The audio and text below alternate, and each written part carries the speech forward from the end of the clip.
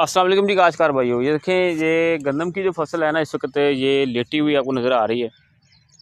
तो अक्सर जो है काश्तकार हज़रात तो वो लेटी हुई गंदम का दाना मोटा करने के लिए काफ़ी जतन कर रहे हैं, कई किस्म की स्प्रे कर रहे हैं। अब मेरी बात ज़रा गौर से सुन लें कि अगर इसी तरह से आपकी गंदम लेटी रही है, खुदा ना खास्ता और बारिशों की पेशिंगोई की जा रही है, हार्वेस्टिंग अगर लेट होती है तो याद रखें अगर फसल के अंदर पानी खड़ा रहा तो इसके 2 से 3 जो है वो रिज़ल्ट से बुरे आ सकते हैं। एक तो ये है कि ऐसी जो नीचे